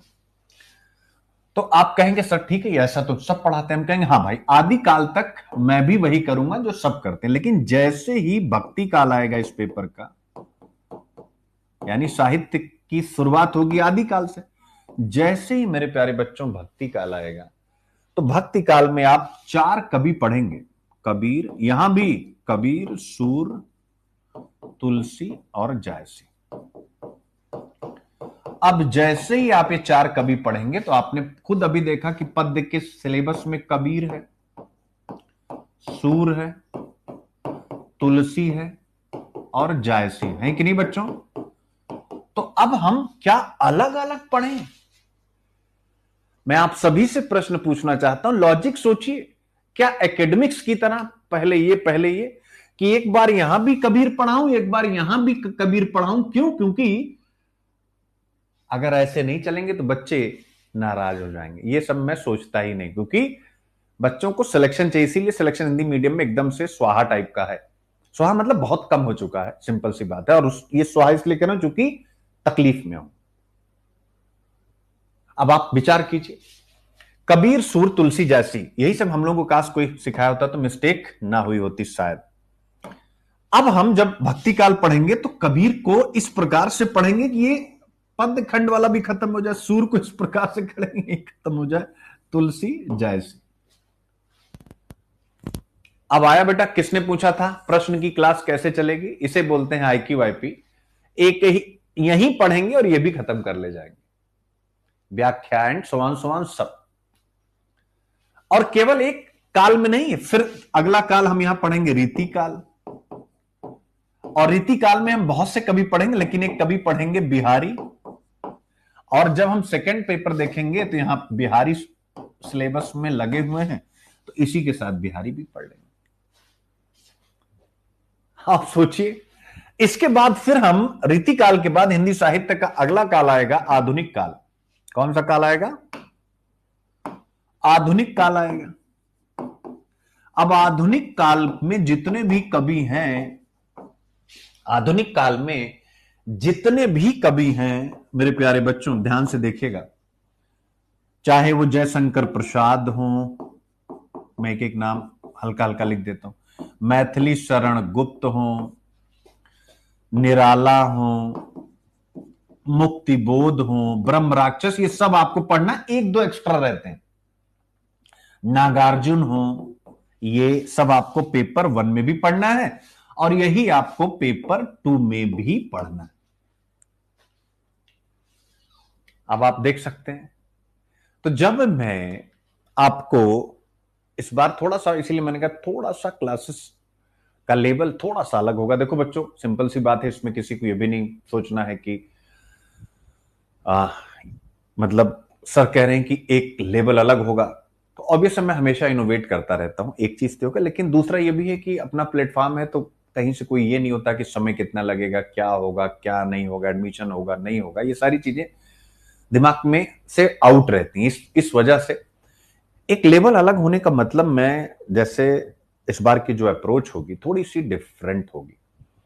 और डिफरेंट इन द सेंस कि जैसे अब हम जयशंकर प्रसाद, मैथिली शरण, मेरा, इन सब के बारे में पढ़ रहे हैं। इन सब की काव्य दृष्टि पहले ही लेक्चर में क्लियर करूंगा। तुलनात्मक लेखन पढ़ाऊंगा बहुत ज्यादा, तुलनात्मक लेखन, यानी कबीर सूर तुलसी जैसी, ये पढ़ाने जब आपका स्टार्ट होगा, यानी पहला लेक्चर, उसके पहले ही दिन बता दिया जाएगा कि आज इंट्रो है। उसके बाद फिर मैं इनमें कंपेयर करूंगा, चूंकि ये चारों एक काल के हैं। फिर ऐसे ही बिहारी, घनानंद, आलम बोधा, इन सबको कंपेयर करूंगा, यानी ज्यादा नहीं, 2 से 3 पॉइंट सब में। तो जब आप किसी से तुलना कर लेते हैं, जैसे आप मान लीजिए किसी टॉपर का इंटरव्यू देखते हैं, तो आप अपने से कंपेयर करते हैं कि अच्छा यार, ये कह रहा ऑप्शनल पढ़ो, मेरा ऑप्शनल कम तैयार है, इसने कहा एथिक्स, इसका ऐसे तैयार, मेरा कम। तो आप कंपेयर करते हो कि नहीं? तो कंपेयर जब आप करते हो, किस लिए करते हो? कि हम अपनी स्ट्रेटजी को बेहतर कर सके। तो वैसे ही मैं यहां कंपेयर करूंगा, जिससे आप अपनी आंसर राइटिंग को बेहतर कर सके। और टोटल फ्री हैंड क्लास है, नथिंग की, मतलब ऑब्वियस है, प्रिंटेड नोट्स मेरे पास पड़े हैं मेरे, तो उसमें मुझे कोई डाउट ही नहीं, तो मैं दूंगा ही दूंगा, लेकिन वो दूंगा। पूरी क्लासेस फ्री हैंड, जैसे अभी आपसे बातचीत कर रहा हूं। और उसका सबसे बड़ा फायदा होगा कि पूरा टॉपिक आपका रटता चला जाएगा एक ही राउंड में, दोबारा आपको टेंशन नहीं लेनी पड़ेगी। तो ये हो गया। इसी प्रकार से मेरे प्यारे बच्चों, साहित्य के इतिहास में तो हो गया। अब इसी साहित्य के इतिहास पेपर 1 में गद्य खंड है, यानी कथा साहित्य। सबसे पहले उपन्यास। और इत्तेफाक से देखो कि जब हम उपन्यास यहां पढ़ते हैं, तो यही उपन्यास हम गद्य खंड में भी पढ़ लेते हैं। ठीक है, यहां हमें पढ़ना होता है उपन्यास की विकास यात्रा, प्रेमचंद के पहले, प्रेमचंद और प्रेमचंद के बाद। यहां हमने पढ़ना है 4 स्पेसिफिक, जिनको यहां भी पढ़ना है, वो यहां भी आए हुए हैं। प्रेमचंद पढ़ना है, यहां गोदान पढ़ना है, रेणु पढ़ना है, मैला आंचल पढ़ना है, दिव्या, यहां भी दिव्या, महाभोज, महाभोज आप देख सकते हैं। तो गद्य खंड यानी उपन्यास। अब आप कहेंगे सर चलो ये तो ठीक है, कुछ और बताइए। अच्छा, एक चीज खुद सोचो कि यार जब मैं उपन्यास क्या है ये चीज आपको बेहतर ढंग से समझाऊंगा, उपन्यास कला क्या होती है, आखिर प्रेमचंद ने अपनी ये बातें जो उपन्यास में कही क्या कहानी में नहीं कह सकते थे, उपन्यास और कहानी के बीच का डिफरेंस क्या होता है, तो ये सारी चीजें आपके लिए बड़ी मक्खन सी हो जाएंगी, ये सब भी सिखाएंगे। तो गद्य खंड यानी उपन्यास, फिर ऐसे ही मेरे प्यारे बच्चों गद्य खंड में कहानी, और यहां पर भी प्रेमचंद की सर्वश्रेष्ठ कहानियां और एक दुनिया समानांतर की ढेर सारी कहानियां, जैसे परिंदे कहानी इस बार आई है आपके एग्जाम में। फिर इसके बाद जो है कहानी, कहानी के बाद होता है नाटक। अब मेरे प्यारे बच्चों 3 नाटक आपको यहां पढ़ने, भारत दुर्दशा, स्कंदगुप्त, आषाढ़ का एक दिन, और इन तीनों के बारे में आपको यहां भी पढ़ना। तो यूपीएससी आपसे केवल ये चाहता है कि आप स्मार्ट बनो, ये नहीं चाहता कि आप विद्वान बनो, स्मार्ट, क्योंकि विद्वान व्यक्ति अपनी लाइफ में असफल हो सकता है लेकिन स्मार्ट व्यक्ति नहीं हो सकता, ये अपने आप याद रखेगा। यानी इमोशनल इंटेलिजेंस, भावनाओं को मैनेज करो। अरे हम खूब पढ़ लिए, हमारे पास सब नोट्स है फ्री के, इनके लेक्चर है उनके लेक्चर, एक तो आजकल ये सुनने को मिलता है बहुत, इस बात से मुझे पर्सनल बहुत तकलीफ होती है सर आप बहुत अच्छा पढ़ाते हैं सर, मैं सर मतलब आपसे कनेक्ट होना चाहती हूँ, पढ़ना चाहती हूँ, बट सर मैं मेरी आप मदद करेंगे सर, मैं आपके आंसर राइटिंग करूंगी या करूंगा, और सर हिंदी साहित्य ना मेरे पास इनके फ्री लेक्चर है उनके फ्री लेक्चर। यार आप सोचते भी कितने पुराने लेक्चर हैं वो, आज की डिमांड क्या है, किस तरीके से चीजें पूछी जा रही हैं, तो ये मुझे अजीब सा लगता है। प्लीज मत देखिए, आपका फ्यूचर है यार, 2-4 हजार रुपए बचाने के चक्कर में प्लीज अपने आप को स्ट्रांग कीजिए, नए ढंग से सोचिए, नया विचार रखिए, 300 के ऊपर सोचिए। क्यों हम 300 सोच रहे हैं, 320 सोचिए, 330 सोचिए, 340 सोचिए, उसके लिए नए नए ढंग से प्रयास कीजिए। अब अभी भी लगे हुए हैं तो इसलिए रिसोर्सेस को लेकर के संघर्ष मत कीजिए, रिसोर्स को क्रिएट कीजिए। तो ये हो गया यानी आपका पूरा गद्यखंड। दो चीजें अलग हैं, इस प्रश्न पत्र एक में आलोचना है जो यहां नहीं है, और यहां ऑब्वियस है निबंध, यहां भी पढ़ेंगे निबंध, यहां भी पढ़ेंगे। तो ये है IQ-IP, इसी पैटर्न पे अपन चलेंगे और बहुत कम समय में आपका हिंदी साहित्य तैयार होगा। और जो 26-27 वाले हैं, आप बैठ करके केवल एंजॉय से देखना है, सुनना है, एंजॉय करना है, कोई नोट्स पहली बार में नहीं बनाना, ध्यान से समझेंगे। जो 26-27-28 पहली बार में नोट्स नहीं बनाना है, पहली बार में केवल एंजॉय करना, सुनना, अच्छा सर, फिर दोबारा आपको सुन करके नोट्स बनाना है, ठीक है, जिससे आप और कंक्रीट नोट्स बना सके। 25 वाले तो ऐसे कर लेंगे। तो ये रहेगा, यानी जब आपने पूछा पैटर्न क्या रहेगा, इसीलिए मैंने कहा नाम भी आप देख सकते हैं, मुंशी प्रेमचंद बैच। अच्छा एक बार आप लोग बताएंगे नाम कैसा है। हिंदी ऑप्शनल 2.0, और ऑफर भयानक है, जिनको भी पैसे का इशू था, चाहे वो 25 में, चाहे 26 में, 27 में, जबरदस्त ऑफर है, और जबरदस्त ऑफर है। क्लासेस आज से ही लॉन्च हो चुकी हैं, मंडे से ये क्लासेस स्टार्ट हो जाएंगी, और आप सब इसका हिस्सा जरूर बनेंगे, ठीक है। प्लस अगर आप ऑप्शनल और जीएस दोनों चाहते हैं तो नवोदय यूपीएससी सपनों की उड़ान, जीएस फाउंडेशन प्लस ऑप्शनल, ये दोनों है। ऐप हमारा है, ये फोन नंबर है, दोनों आपको दिए गए हैं, इस पर आप व्हाट्सएप ही करिएगा, नहीं तो कॉल इस पर करिएगा, जिससे कि चीजें आपको पता लग सके, ठीक है। तो ये सारी बातें हो गई, हमने ये भी देख लिया कि हम व्याख्या को कैसे कनेक्ट करते हैं। फिर इसके बाद आता है, देख सकते हैं डिटेल्ड क्वेश्चन आपके सामने आ गए, यानी डिटेल्ड प्रश्न आपके सामने आ गए। व्याख्याओं में सबसे बड़ा मुद्दा होता है कि हम कैसे व्याख्याओं को पहचानें। अब बड़ा क्वेश्चन है, तो जैसे मान लीजिए आप 3 प्रश्न अगर अटेम्प्ट करना चाहते हैं पद्य खंड से, 3 क्वेश्चन, तो आपको चूज कर लेना है 3 क्वेश्चन आप कौन कौन से करने। और अच्छा अगर वर्डिक्ट की बात हो तो यह पेपर यानी हिंदी साहित्य पेपर 2 बहुत इजी है, और आप लोग मेरे प्यारे बच्चों एक नाम याद रख लीजिएगा, मतलब एक मेरी तरफ से, इस बार हिंदी साहित्य में अच्छे रिजल्ट होने वाले हैं, इस बात की मैं आपसे इस बात के लिए मैं आपको अभी से अश्योर कर दूं, क्योंकि जब देखो पेपर बहुत मस्त आ गया, पेपर 1 थोड़ा मिश्रित था, ना बहुत सरल था ना बहुत कठिन था, ये जो पेपर है ये थोड़ा सरल आ गया। ठीक है, तो यहां से 3 प्रश्न आपको सेगमेंट ए से करने हैं। गोस्वामी, अब देखिए, सुंदरकांड से व्याख्या पूछ लिया, उत्तरकांड से गोस्वामी तुलसीदास पर प्रश्न पूछ लिया। गोस्वामी तुलसीदास रचित कवितावली के उत्तरकांड के आधार पर उनकी भक्ति भावना, तो क्या पूछा है, प्रश्न की डिमांड क्या है, सिंपल सी बात है, यानी भक्ति भावना, यानी वो भगवान को किस प्रकार से, यानी भगवान के प्रति उनका भाव क्या था, समर्पण का था, दास्य का था, क्या था। बहुत ही सरल क्वेश्चन भाई, भक्ति काल ही भक्ति भावना से आधारित। और पहला प्रश्न। दूसरा, कबीर बाणी के डिक्टेटर हैं, कबीर की भाषा पर इस कथन के संदर्भ में आपको विचार करना है। ठीक है, कबीर की भाषा पर, तो कबीर की भाषा लिखनी है। अभी इसके बाद मैं सुनील अभिव्यक्ति मेंस मेंटोरशिप में जो मैंने कंटेंट का क्रक्स दिया था वो भी दिखाऊंगा। एक बार एक सरसरी निगाह से पेपर का एनालिसिस होगा, फिर डिटेल्ड होगा। अभी एक बार, फिर कल सेम टाइम पर डिटेल्ड एनालिसिस होगा, जिससे कि आप हिंदी साहित्य को और बेहतर ढंग से समझ सकें, और फिर अपन शुरुआत कर देंगे नए बैच की। तो कबीर बाणी के डिक्टेटर हैं, बिहारी के बिरह वर्णन की मार्मिकता पर प्रकाश डाली, यानी बिहारी की कविता में, बिहारी सतसई में बिरह, वियोग का वर्णन। वियोग यानी जब नायक और नायिका के बीच में दूरी आ जाए, सिंपल सी बात। तो रीतिकाल आपसे पूछा गया, और देखो कितना अब है कि आप बच नहीं सकते, आपको सब पढ़ना पड़ता है। अगला प्रश्न, तीसरा प्रश्न आता है, निराला रचित राम की शक्ति पूजा का शिल्प विधान, शिल्प विधान की समीक्षा कीजिए। अब बच्चों एक और बता देता हूं, फिर आपको एक फार्मूला बताऊंगा कि ये जो इस टाइप के क्वेश्चन आते हैं, इनका भी एक फार्मूला है, अभी सिखाता हूं।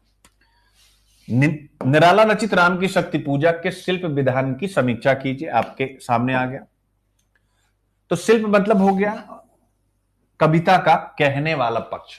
क्या हो गया, कहने वाला पक्ष, अभिव्यक्त पक्ष, यानी हम कैसे अभिव्यक्ति करते हैं, हमारी भाषा, रस, छंद, अलंकार, बिंब, प्रतीक, शिल्प में यह सब होता है।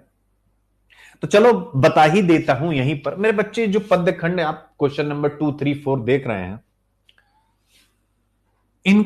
इन पर 2 ही प्रश्न पूछे ही जाएंगे, एक संवेदना और एक शिल्प। 2 चीजें आपको पता होनी चाहिए जितने भी पद्य कवि आप पढ़ रहे हैं, और इनफैक्ट गद्य के भी जो कथाकार, रचनाकार, कहानीकार। अब आपके मन में आएगा, सर हम तो बहुत नए हैं, हमको संवेदना कैसे लिखनी है, आप बताइए, हमें आता नहीं। संवेदना मतलब कुछ नहीं, संवेदना मतलब, अब आइए, एक शब्द मैंने दिया था, साहित्य समाज का दर्पण। क्या है, साहित्य समाज का दर्पण।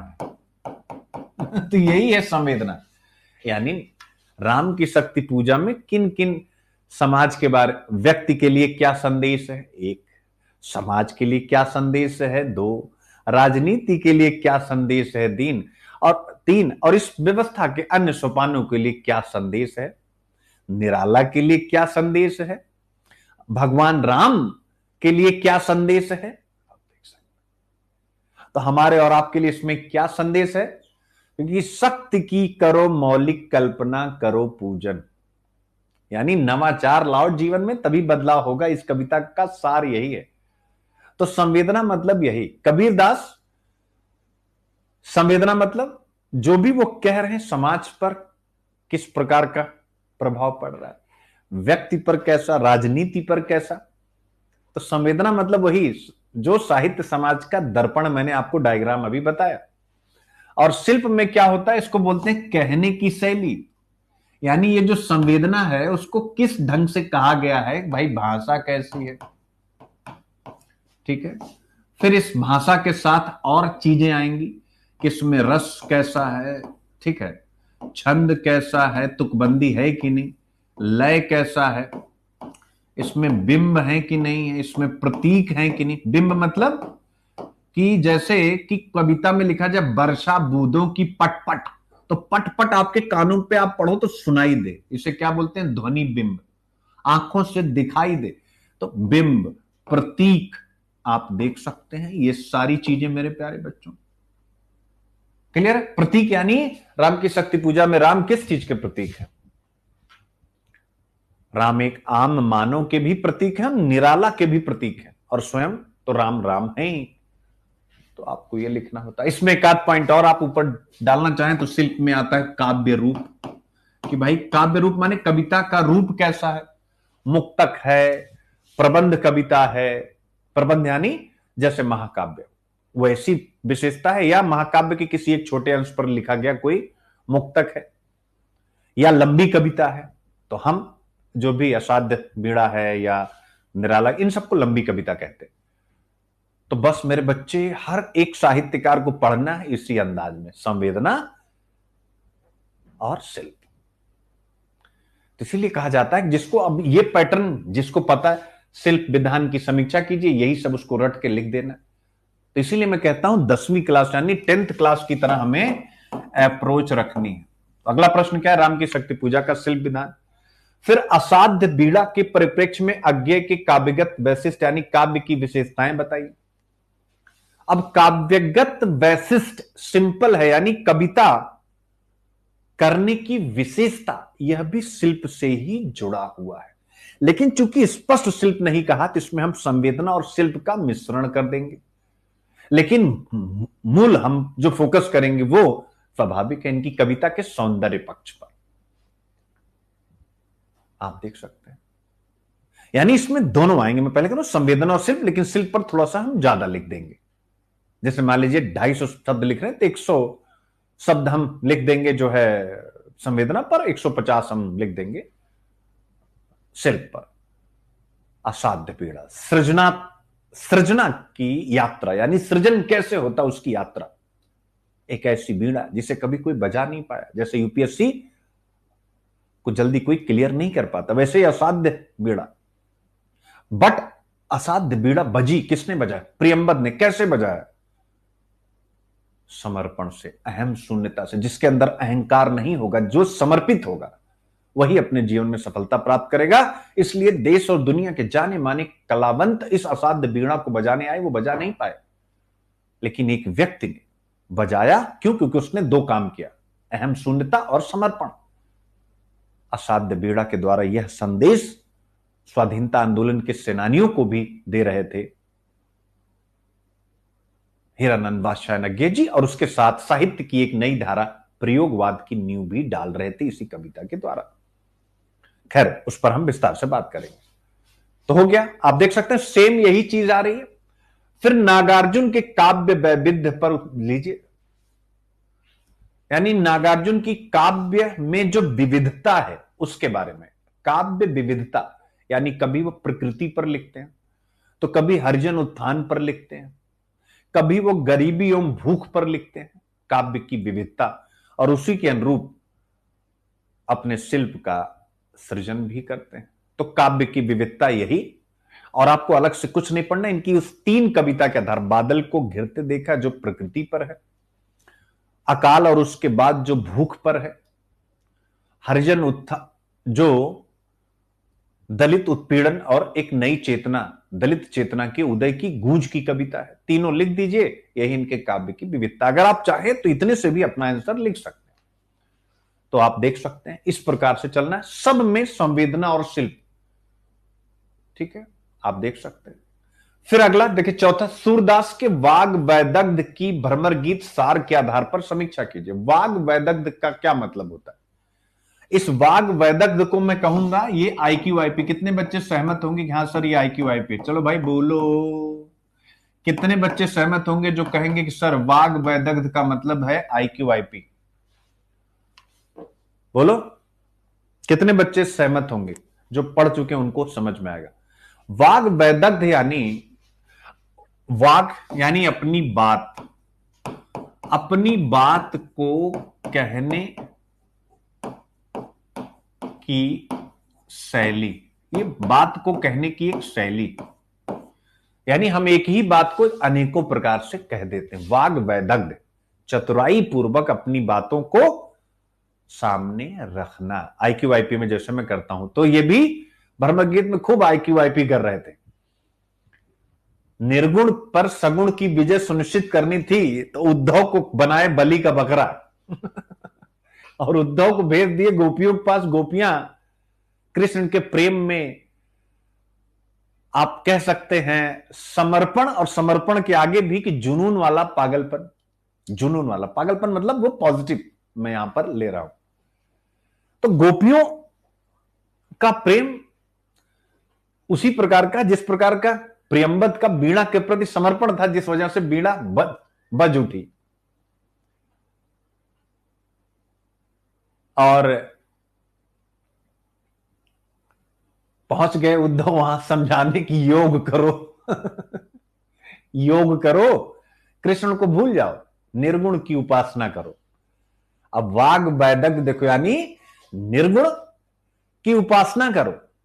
निर्गुण यानी भक्ति काल की ही एक साहित्य की धारा, जिसके प्रणेता कबीर रहे हैं, जैसी रहे हैं, जिसमें ईश्वर का कोई आकार नहीं है, वो निराकार है। आकार मतलब शरीर नहीं है, जैसे आप मुझे देख पा रहे मेरा शरीर, तो ये सगुण है। निर्गुण में मैं हट जाऊं, ऐसा ऐसा। अब निर्गुण में यहां पर मैं हूं, और सगुण में मैं ऐसा हूं, यानी निर्गुण और सगुण के बीच का अंतर ही है कि सगुण में भगवान अवतार लेते हैं, लीला करते हैं, निर्गुण में ऐसी व्यवस्था नहीं है। तो जाते हैं, कहते हैं कि तुम लोग भी निर्गुण की आराधना करो, कृष्ण को भूलो। गोपियां तो कृष्ण के रूप पर ही मोहित है, उनके उस जो कह सकते हैं ना, कृष्ण में सखा के सबसे अच्छे गुण थे, तो जो अपने सखा के साथ समय वो बिता चुकी, उनके जिन शारीरिक गुणों से वो प्रेरित है, वो कह रहे हैं कि उनको भूल जाओ। यही है बाग वैदग्ध। अब शुरू किया उन लोगों ने, कहा पहला, निर्गुण कौन देश को बासी। पहला ही बाग वैदग्ध की, जो निर्गुण की बात तुम कर रहे हो किस देश का है। चलो एक प्रश्न हुआ। फिर थोड़ी देर बाद बात विदग्धता, वाह मथुरा काजर के कोठरी जे आवत ते कारे, तुम कारे सुफलक सुत कारे, कारे मधु भंवरे। यार तुम भी काले हो, सुफलक सुत कृष्ण भी काले, और जो काला भौरा आ गया है वो भी। ये है वाग विदग्धता। और इतनी ज्यादा वाग विदग्धता, उद्धव कोकिल कूजत कानन, तुम हमको उपदेश करत हो भस्म लगावत आनंद। हमारे हरिहारिल की लकड़ी।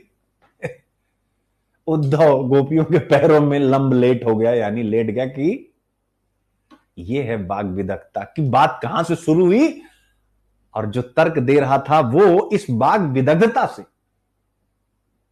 जो निर्गुण की बात कह रहा था वो सगुण के चरणों में पड़ गया, और इसके माध्यम से, इसी बाग विदग्धता के माध्यम से उन्होंने निर्गुण पर सगुण की विजय सुनिश्चित की। तो बड़ी अच्छी चीजें हैं, ठीक है। इस पर हम सब लोग विस्तार से, यानी ये पार्ट 1 है, पार्ट 2 लेक्चर भी आप सबको जरूर देखना।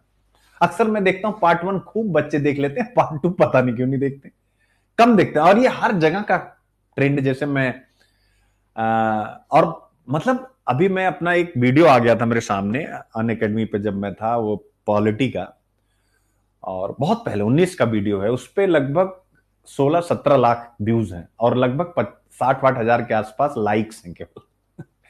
लेकिन अगले वाले में इतना नहीं है, अगले वाले में मतलब 7-8 लाख है। तो जैसे होता है कि एक बार जब आपको कोई चीज पसंद आती है तो आपको उसको कंटिन्यू करना चाहिए। अब आगे बढ़ते हैं।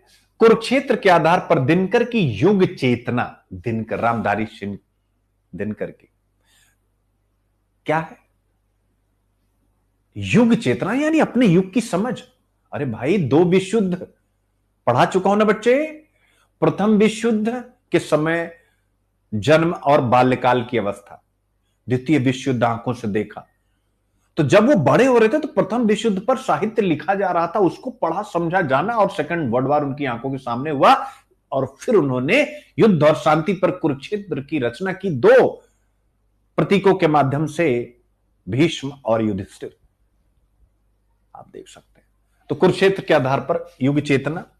नागार्जुन रचित अकाल और उसके बाद की प्रासंगिकता पर प्रकाश डालिए। आप देख सकते हैं इस प्रकार से प्रश्न आपसे पूछे गए हैं इस बार। बहुत ही सरल, मस्त, अच्छा पेपर है। आपको एग्जाम्पल अगर है तो आप बेहतर ढंग से इसको डील कर पाएंगे। अब हम लोग आगे बढ़े, यानी अगर हम सेक्शन बी की तरफ चलें, एक बार प्रश्नों पर निगाह डालें, फिर इस सेशन के सेकंड पार्ट में जो कल होगा इस सेम इसी समय पर हम लोग इन सभी प्रश्नों पर विस्तार से चर्चा करेंगे। तो कल आप लोग रेडी रहिएगा। और फिर इसके बाद इतिहास के प्रश्न पत्र पर चर्चा होगी, जिससे कि अगले हफ्ते से सब बच्चे बेहतर ढंग से कनेक्ट हो जाएं, मजा आ जाए। ठीक है, अब आता है पांचवा क्वेश्चन, यानी सेगमेंट बी आपके सामने। निम्नलिखित सभी प्रश्नों के उत्तर दीजिए। सेम इसमें बच्चे, इसमें मुझे समझाने में बहुत समय नहीं लगेगा। 150 शब्दों में व्याख्या करनी है। पहली ही लाइन आप पढ़ोगे तो गोदान की शुरुआती पंक्तियां आपको मिलेंगी। विपन्नता के अथाह सागर में सुहाग ही वह तुम लिखा हुआ है, उससे ठीक करेंगे। वह तृण था। तृण यानी कोई सा भी एक छोटा सा लकड़ी का टुकड़ा, जिसे पकड़े हुए वह सागर को पार कर रही थी। इन असंगत शब्दों ने यथार्थ के निकट होने पर भी मानो झटका देकर उसके हाथ से वह तिनके का सहारा छीन लेना चाहा, बल्कि यथार्थ के निकट होने के कारण उनमें इतनी वेदना शक्ति आ गई। यानी सिंपल, तो ये गोदान की पंक्तियां, हरिया और धोनी के बीच संवाद और होरी का यह कहना कि 60 की तो नौबत ही ना आएगी। उसके बाद धनिया जो सोचती है, और इसके माध्यम से जो भारतीय परंपरागत कृषि समाज में पति की पत्नी के जीवन में भूमिका है, वह यह पंक्तियां व्यक्त कर रही। और इसको लिखने का पैटर्न, इस पर हम लोग बच्चों विस्तार से बात करेंगे। इसको भी लिखने का पैटर्न सेम आप देखिए। संदर्भ, प्रसंग, व्याख्या, इसको हम क्या कहते हैं, या हम व्याख्या से अच्छा शब्द कहते हैं भावार्थ। ठीक है, फिर इसमें भी विशेष आता है, और उसमें भी वही भाव और शिल्प सौंदर्य, और फिर इसमें भी वही आता है, यानी वर्तमान प्रासंगिकता। आज भी कृषि समाज की महिलाओं के लिए यह पंक्तियां। ठीक है, फिर इसके बाद देख सकते हैं अगला, यह कहानी अक्सर मैं आप लोगों को बताता हूं। वह संसार के सुख दुख का अनुभव करता है, अनुभूति और विचार ही उसकी शक्ति है। उस अनुभूति का ही आदान प्रदान वह देवी से कर सकता है। तो यह पंक्ति किसकी है? ये मारीश दिव्या, जब दिव्या को ऑफर आते हैं तो मैं बता दूं ना, 3 लोग ऑफर देते हैं। इसका पूर्व प्रेमी पृथुसेन, दूसरा आचार्य रुद्रधीर, और तीसरा मारीश, जो स्त्री पुरुष समानता की बात करता है। तो दिव्या स्त्री पुरुष समानता के आदर्श को ही स्थापित करने के लिए लिखी गई रचना। सेम संदर्भ, प्रसंग, व्याख्या। नीलोत्पल नहीं नहीं नहीं, यह किसकी है? यानी मैलांचल की। इसमें धूल भी है, फूल भी है, सूल भी है, मैं किसी से दामन बचा के नहीं निकल पाया। यह है मैलांचल, फणीश्वर नाथ रेणु की रचना। और उसकी एक पंक्ति जिसकी व्याख्या संदर्भ, प्रसंग, भावार्थ, विशेष, और उसके साथ वर्तमान प्रासंगिकता। प्रशांत, डॉक्टर प्रशांत, जो स्वयं फणीश्वर नाथ रेणु है, उनके साथ जुड़ी हुई है पंक्ति है। फिर इसके बाद आगे बढ़े। आज तक ये भीतरी उबाल और बाहरी दबाव के बीच टुकड़े टुकड़े होकर हमेशा घुटने ही टेकते हैं। हर बार दिनेश को लड़ाई के मैदान में ले तो जरूर गए, पर जैसे ही गोलियां चली उसे वहीं छोड़कर भाग गया अकेला, निहत्था व गोलियों की कोनी बौछार से लहूलुहान। आप देख सकते हैं। क्लियर बच्चे?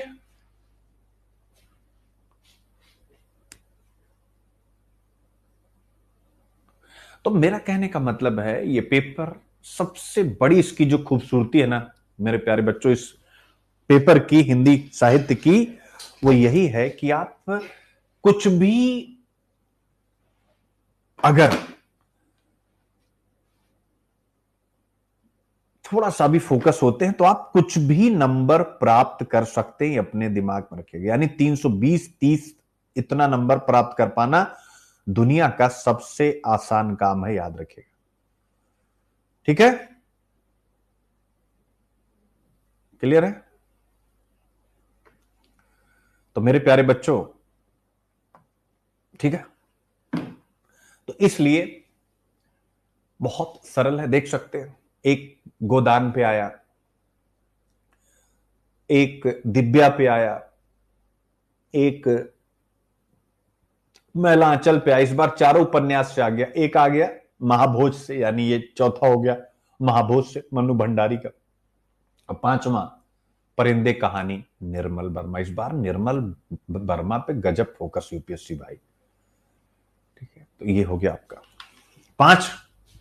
और अगर आप केवल इसमें केवल व्याख्या पकड़ लेते हैं कहां की है ना, वहीं से आपकी राह आसान हो जाती, नंबर मिलना स्टार्ट हो जाता है, ठीक है। फिर इसके बाद देख सकते हैं आषाढ़ का एक दिन नाटक के आधार पर नाट्य कला। अब जिस बच्चे को नाट्य कला पता है तो यह सिंपल, यानी नाटक लिखने की कला। आषाढ़ का एक दिन नाटक। मैला आंचल के आधार पर फणीश्वर नाथ रेणु की भाषा देख सकते हैं, भाषा पूछा है, और जो कि बहुत रेलिवेंट प्रश्न है, क्योंकि रेणु की भाषा आंचलिक भाषा है ना। दिव्या के आधार पर यशपाल की विचारधारा क्या है, ठीक है, सामाजिक भौतिक विचारक। फिर इसके बाद 7वां प्रश्न, गोदान की कथा विधान की समीक्षा कीजिए। आप देख सकते हैं, यानी पूरी कथा के बारे में लिखना। भारत दुर्दशा की प्रासंगिकता आज के समय में, उस समय क्या थी, आज क्या है, हम कौन थे, क्या हो गए, ठीक है। जैसा द्विवेदी जी में है वैसा ही यहां पर भी है। स्कंदगुप्त के आधार पर जयशंकर प्रसाद की राष्ट्रीय चेतना। ये सब प्रश्न के उत्तर मेरे प्यारे बच्चों एक बार सबसे पूछना चाहूंगा, आपको क्वेश्चन आंसर में दिए गए हैं कि नहीं। तो ये आपका हो गया पूरा का पूरा पेपर, ठीक है। 8वां क्वेश्चन देख सकते हैं, परिंदे कहानी के आधार पर निर्मल वर्मा की कहानी कला। पेपर 1 में भी, पेपर 2 में भी, व्याख्या में भी आप देख सकते हैं। ये सब परिंदे कहानी वानी दिया हूं कि नहीं भैया, निर्मल वर्मा दिया हूं कि नहीं, आप स्वयं विचार करें, ठीक है। फिर इसके बाद आते हैं श्रद्धा और भक्ति निबंध के आधार पर रामचंद्र शुक्ल की निबंध शैली दिया हूं कि नहीं। फिर इसके बाद राजेंद्र यादव, ठीक है ना, टूटना कहानी के आधार पर उनकी कहानी कला के बारे में पूछा है राजेंद्र यादव। तो आप देख सकते हैं, दिया हूं कि नहीं दिया हूं टूटना कहानी। तो ये सब विषय आपसे पूछे गए हैं। इसका मतलब ये सारे सब विषय अपनी रेंज में है,